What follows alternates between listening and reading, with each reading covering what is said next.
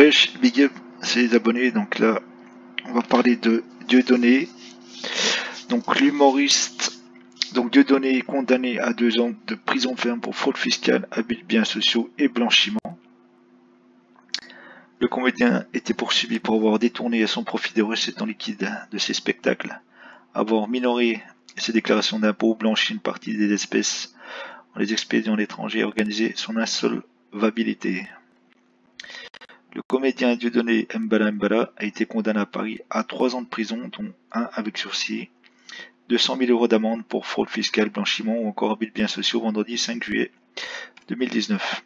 Le tribunal correctionnel de Paris a condamné sa compagne Noémie Montagne en tant que gérante de droit de leur société, les productions de la Plume, à 18 mois d'emprisonnement avec sursis, notamment pour fraude à la TVA et abus de biens sociaux aux dépens de cette société. Les productions de la Plume ont été condamnées à 50 000 € d'amende pour soustraction au paiement de la TVA. Dieudonné Mbala a été poursuivi pour avoir détourné à son profit des recettes en liquide de ses spectacles non comptabilisés dans les comptes des productions de la Plume, avoir minoré ses déclarations d'impôts, blanchi une partie des espèces en les expédiant à l'étranger et organisé son insolvabilité. Plus de 757 000 € retrouvés à son domicile. Lors du procès qui s'est tenu entre fin mars et début avril à Paris, le parquet avait requis 18 mois de prison ferme contre l'humoriste controversé, tandis que ses avocats avaient plaidé sa relaxe. Dieudonné, condamné à de multiples reprises pour ses sorties antisémites et pour apologie du terrorisme, avait opposé tout au long des débats son droit au silence au tribunal correctionnel, se disant simplement innocent de ce qu'il était reproché.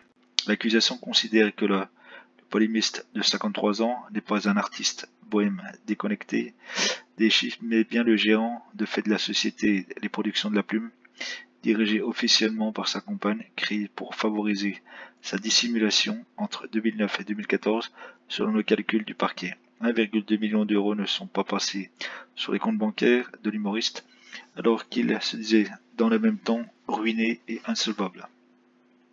Plus de 750 000 € en espèces avaient été retrouvés à son domicile en 2014.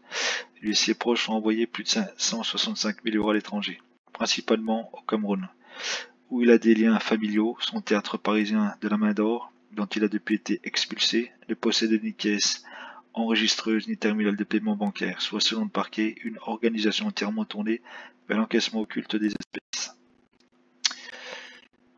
Dieudonné, qui est toujours sur les réseaux, donc il est toujours en liberté, il n'est pas incarcéré malgré les faits qui lui sont reprochés. Apparemment, bon, l'affaire, d'après les dernières vidéos que j'ai vues sur lui sur YouTube, l'affaire n'est pas encore terminée, il doit repasser apparemment au tribunal.